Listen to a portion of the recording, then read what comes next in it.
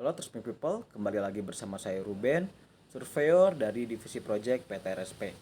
Pada video kali ini, kita akan memulai perjalanan filosofis untuk menjelajahi pemikiran mendalam filsuf Jerman abad ke-20, yaitu Martin Heidegger.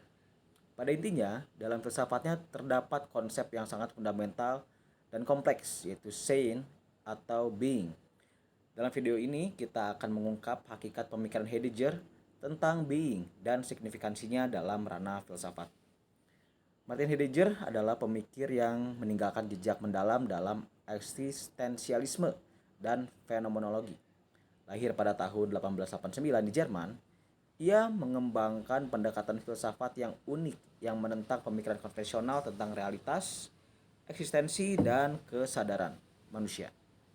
Filsafat Heidegger seringkali terasa kompleks dan abstrak, tetapi kita akan membahasnya dan menyederhanakannya untuk dapat mencerna konsep being yang dikemukakan oleh beliau. Jadi, apa itu being menurut Heidegger? Pada intinya, being merujuk pada hakikat dari eksistensi itu sendiri. Heidegger berpendapat bahwa kebanyakan tradisi filsafat telah mengabaikan pertanyaan paling mendasar. Apa artinya berada? Ia berpendapat bahwa kita sering menganggap eksistensi kita sebagai sesuatu yang sudah pasti, dan filsafatnya bertujuan untuk membuat kita menghadapi pertanyaan ini.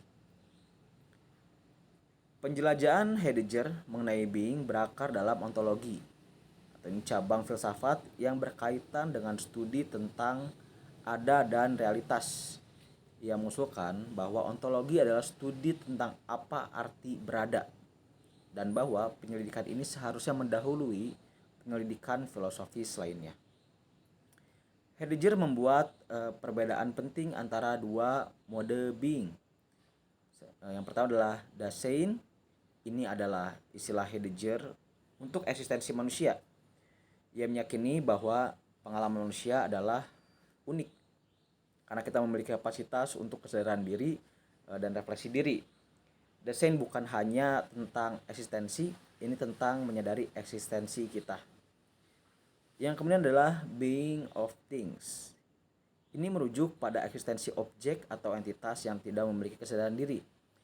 Entitas-entitas ini ada di dunia, tetapi untuk eksistensinya secara fundamental berbeda dari Dasein. Salah satu wawasan terobosan Heidegger adalah bahwa being secara inherent bersifat temporal. Ia berpendapat bahwa eksistensi kita selalu terletak dalam waktu masa lalu, sekarang, dan masa depan. Heidegger menunjuk ini sebagai temporalitas dan mengusulkan bahwa ini membentuk pemahaman kita tentang being. Heidegger juga menjelajahi konsep autentisitas. Ia meyakini bahwa banyak orang hidup dalam apa yang ia sebut sebagai mode tidak autentik. Dalam keadaan ini, individu tunduk pada norma dan harapan sosial, seringkali kehilangan jati diri mereka. Autentisitas sebaliknya melibatkan penerimaan individualitas diri dan menghadapi kecemasan eksistensial dengan eksistensi. Heidegger sangat kritis terhadap apa yang ia sebut sebagai mereka, yang memiliki norma kolektif dan seringkali permukaan dari masyarakat. Ia percaya bahwa mereka dapat membuat orang hidup dalam mode yang tidak otentik dengan mengikuti harapan sosial daripada menghadapi pertanyaan tentang being mereka sendiri. Sebagai kesimpulan, konsep being dari Martin Heidegger adalah penjelajahan mendalam tentang hakikat dan eksistensi itu sendiri. Ia mendorong kita untuk melakukan eksaminasi diri yang radikal terhadap eksistensi diri kita sendiri, untuk merangkul otentisitas kita dan memahami sifat temporal dari being. Filsafat Heidegger mengingatkan kita bahwa eksistensi kita bukanlah suatu kepastian, melainkan sebuah pertanyaan yang harus terus kita pikirkan. Ketika kita menutup perjalanan kita ke dalam filsafat Heidegger tentang being, saya mengajak Anda untuk merenungkan eksistensi Anda sendiri, otentisitas Anda sendiri, dan bagaimana konsep-konsep ini mungkin membentuk pemahaman Anda tentang dunia di sekitar Anda.